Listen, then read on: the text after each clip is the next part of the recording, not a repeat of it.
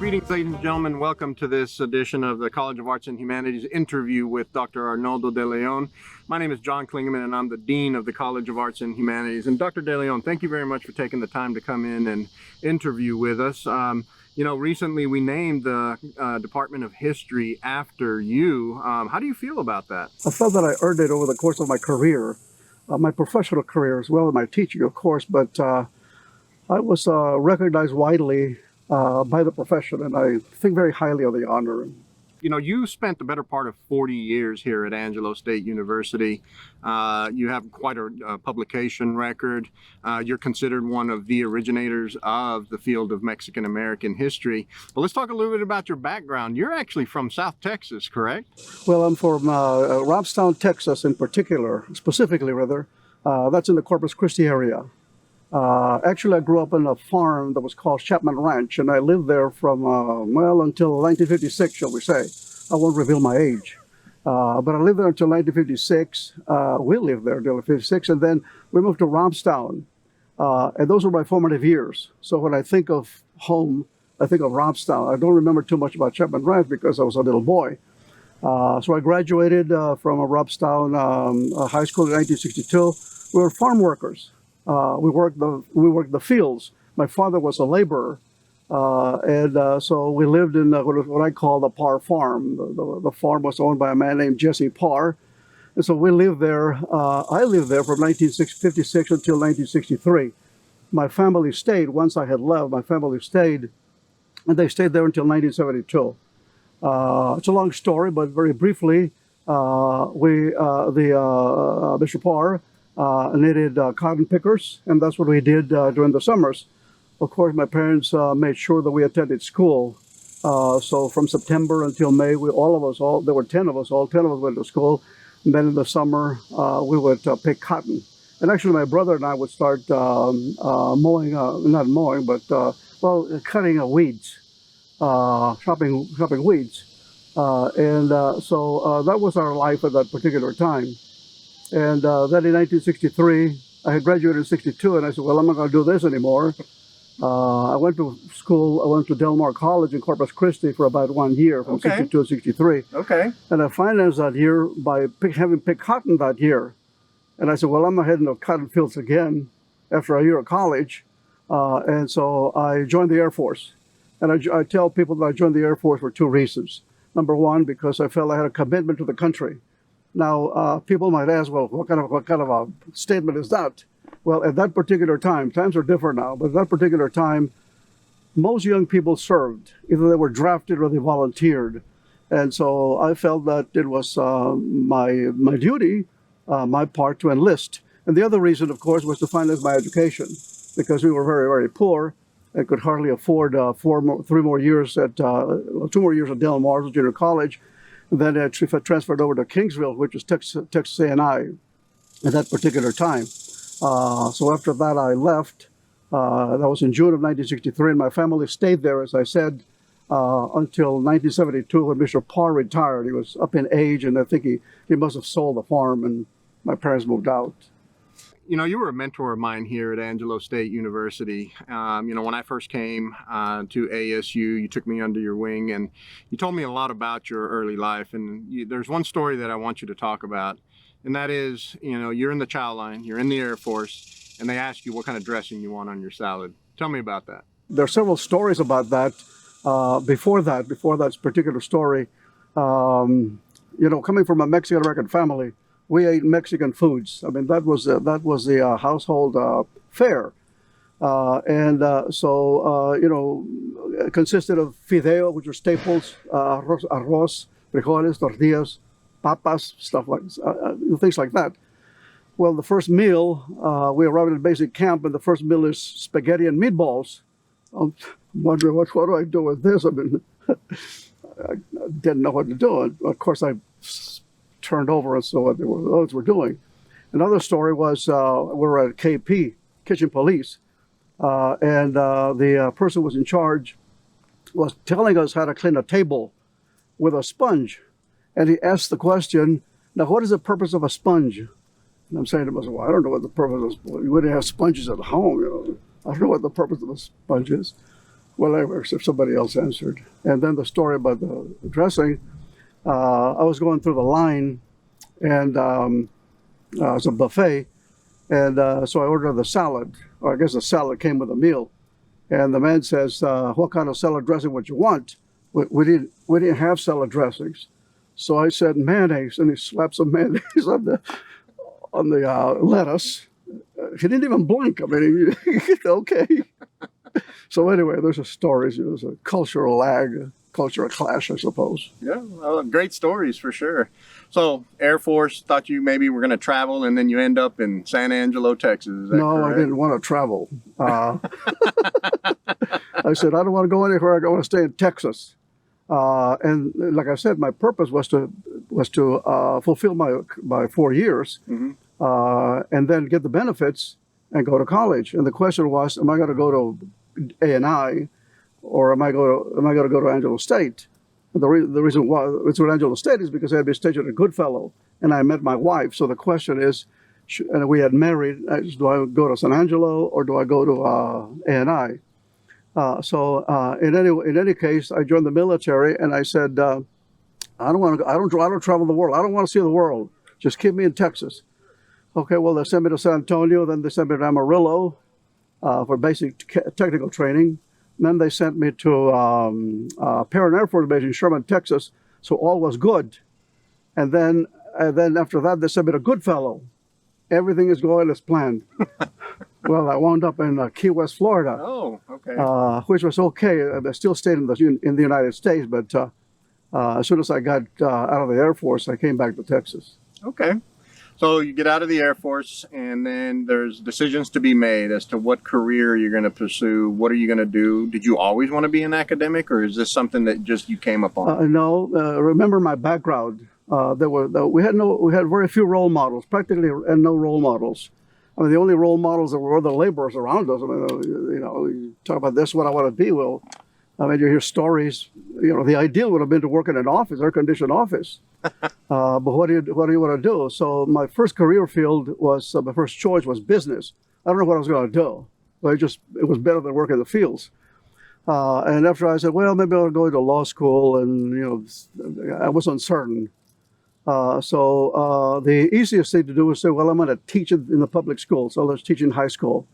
And I still had not decided on what. Just that the idea was to finish my military commitment, get my college education, and then teach. So that was a game plan. So when I arrived at Angelo State University, my major was history. That's why I got into the field. Well, let me stop you for a second. Why history? Well, no particular reason at the beginning, as I said. It was, what do I want to teach? What is it that I want to teach? Okay. Do I want to teach Spanish? And I said to myself, well, I already speak the language, even though it was Tex-Mex. I said, what do I want to speak Spanish for? I couldn't cut science or mathematics, so that was eliminated. English, the government, a little complicated for me. So I said, no, I've always liked history anyway, and I've made good grades, so I'll decide that. But once I got taking classes, I really liked it, and I really became involved. So I didn't make a mistake when I chose history among other fields. Okay, that's good. So what made you want to go on and get your master's and eventually your PhD? Well, it was not a case of me having that having anticipated that. It was a case of being at Angelo State University, taking classes, and making very good grades. And it is something that, and by the way, I didn't expect to make good grades. And I was making good grades in all fields, but particularly in history. Okay. I was making A's, and I was amazed that I was making A's anyway. But the professors, I presume, recognized the ability that I had, that aptitude that I had for history. And so they would kind of single me out in class as an A student. And then a couple of them, about three of them, talked about me going to graduate school. Well, I didn't know what graduate school was, and as I said, my only aim at that particular time was to get a college degree, go to work. So they said, well, you don't consider going to graduate school. I said, well, I don't know what that is. And number two, I don't have the money. I don't have the finances because the GI Bill would run out in 4 years. Right. And they said, well, all of us went to school using financed by fellowships. Well, I didn't know what a fellowship was either. I said, well, okay. So I put that aside. I mean, there was no use thinking seriously about it. It sounded too incredible, too outstanding. But as I got closer to graduation, the more the professors talked about me going to graduate school, and they were going to recommend me. As it turned out, there was a recruiter that came in from TCU in 1970, came to Angelo State University, and the department recommended me as a possible recruit. And so that's how I went to TCU. Circumstances just seemed to be falling in my direction. So it wasn't a case of me having set out in 1962 when I graduated from high school, and I said, I'm going to get a PhD at the end. I mean, I didn't know what a PhD was. My major professor was raised horses outside of Fort Worth, and one of the things he would do is have his graduate students go out to the ranch and dig post holes. So for him, a PhD was a post hole digger. So anyway, I didn't know what a PhD was. I didn't know what was involved in getting a PhD. Sure. How many courses do you take? How many years do you go to school? What do you do? Sure. So you move on to TCU, there for a few years, change of venue. How was that experience? Well, it wasn't a pleasant experience, but nobody's graduate school experience is pleasant. No. So, No. But I mean, I didn't encounter any major problems.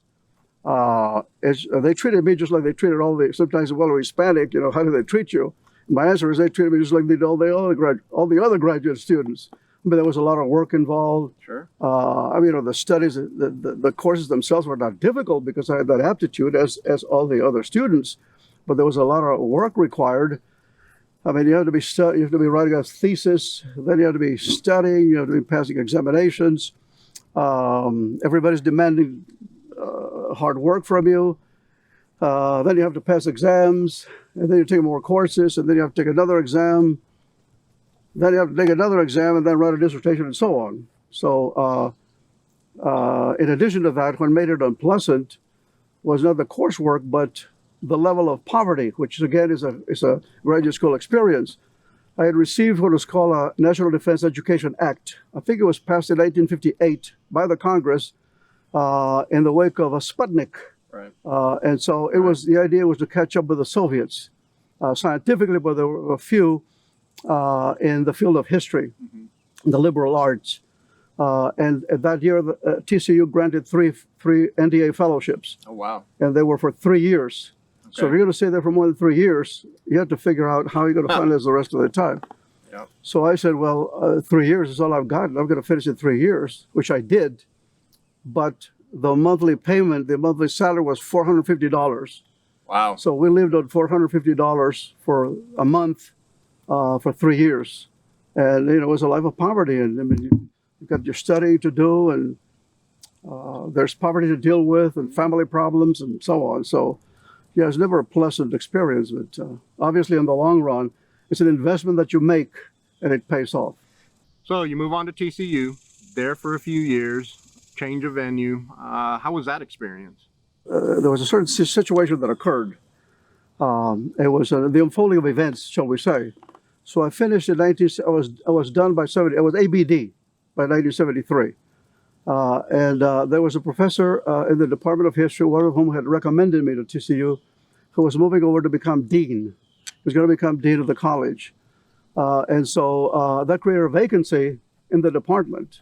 So they called me. Was I interested? What was I supposed to say? No. I'm starving here, Yeah.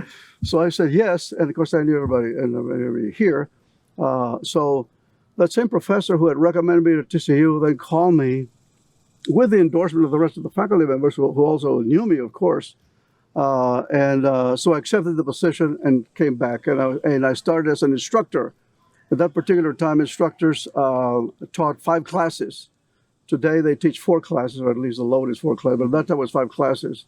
And you had to teach in the afternoon and evenings. And of course, I didn't like that, but what are you supposed to say? I don't want to. And of course, that improved over the years. I mean, after a while, I wasn't teaching in the afternoons, and nor was I teaching in the evenings. The transition to teaching full time can definitely it can be difficult, right? Well, in the meantime, in addition to that, due to the workload, I was writing my dissertation. So I finished it in 1974. I had done most of the research at TCU anyway. I continued doing research, of course, here, and then I finished by August of 1974. So I was PhD by then. You know, I do remember being ABD myself when I arrived at Angelo State University, but I didn't realize that you were counting on your own experience when you were telling me, you know, to wake up at 4 in the morning and you know, write, and that a page a day eventually would become a book. But I remember my response to that, telling you that I'm not going to wake up at 4 in the morning. I may stay up till 4 in the morning and write, but I'm not going to wake up at 4 in the morning. But now, you know, you made the transition. You're here at Angelo State University.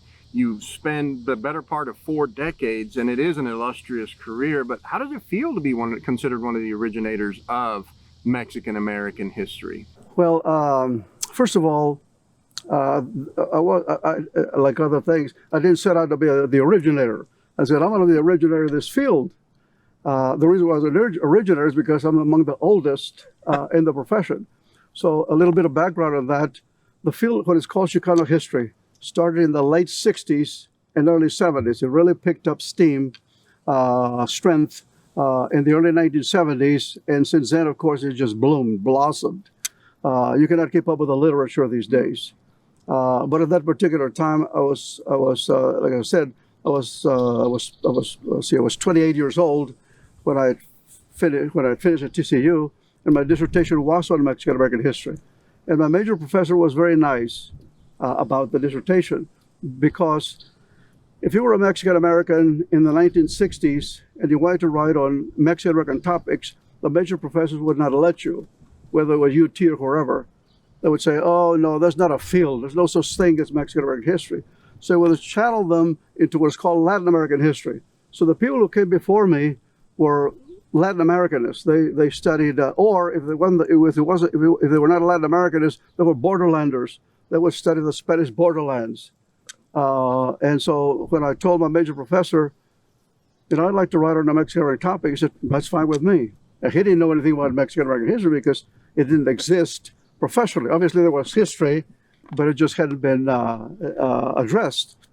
So to answer your question, the reason why I'm saying that I was one of the founders, I mean, I've even been called the founding father of Tejano history, the Tejano histories, especially in Texas Mexican history.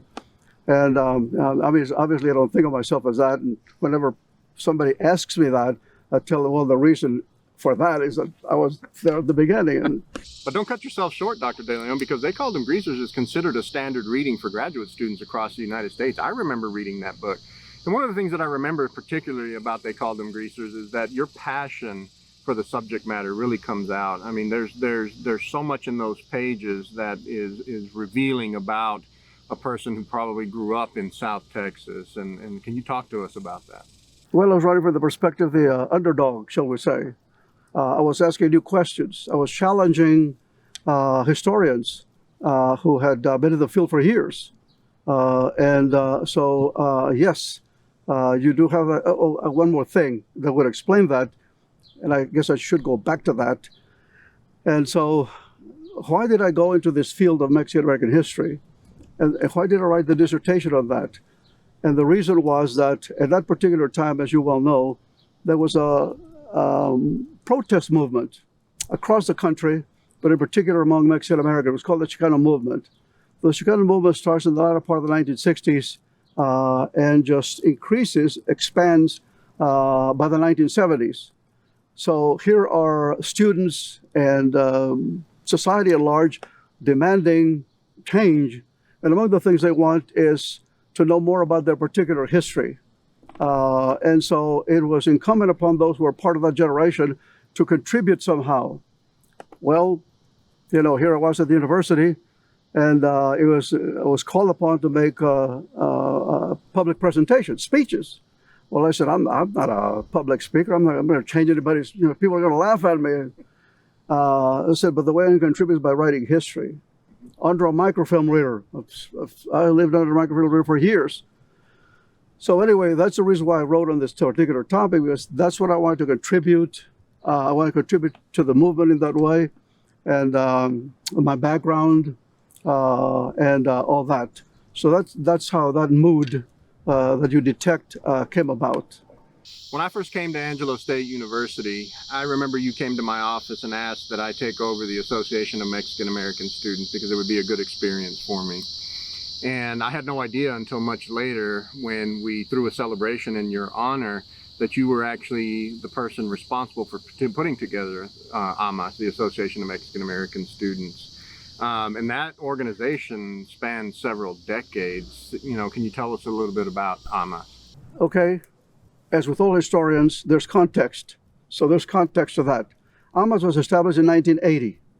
So in 1973, when I arrived here, the students were demonstrating. That was what students did at that particular time. The students were demonstrating for what is called Chicano Studies, and in particular, they wanted a Mexican American history class, and so that's one of the reasons why I qualified for that position, because the students were demanding somebody in that field, and the history department needed somebody in that particular field. Well, incidentally, my field was Latin America. My dissertation was on Mexican American history. So there was already a professor, Dr. Watkins, who was a Latin Americanist, but he had been one of my professors, one of those who had recommended me to TCU. So he didn't have any objections to having another Latin Americanist in the department. In any case, I would be teaching American history classes and then Mexican American history, and occasionally I would teach the history of Mexico or something like that. So the students at that time were calling for a Mexican American history class. And they were also asking for some other things, role models among them, among those things that they were calling for. So when I arrived, the students were demanding a sponsor to a Mexican American club. And so the original organization, there may have been one already in place, but it wasn't doing very well because it didn't have a sponsor, whatever reason. So when we arrived, there was another Mexican professor who got here at the same time. The students established, and we sponsored what's called the Mexican American Student Organization. It was called MASO. That generation, from 73 until 80, was kind of a militant. It was kind of a militant organization, although that militancy waned, years went on. So by 70, didn't find too many militants in the club. The thing is that it was very active. It was inclined to demonstrating. It was inclined to making demands of the administration, and so on. Well, as I say, the years went by, the decade passed, and those quote militants, they were nice kids. It's just they were a different generation. Sure. And so the organization faded by 1979. So there was no club between 79 and 80. So in 1980, this new generation of Hispanics, quote unquote, arrived. And so they went to my office and asked. I was the only Hispanic professor here at that time, in the whole university. Wow. And so they said, would you like to sponsor this organization, the Association of Mexican American Students? And of course, I said yes. And then I would go on to sponsor it from 1980 until 2001 or something like that, 2001, I believe it was. Well, thank you very much for joining us today, Dr. De León. It certainly has been a pleasure for you to be a part of this interview. I think a lot of people are going to understand just a little bit more about the nuances revolving around Arnoldo De León, a professor who served here at Angelo State University for the better part of 40 years, and a person who served as a mentor to many people such as myself. Thank you.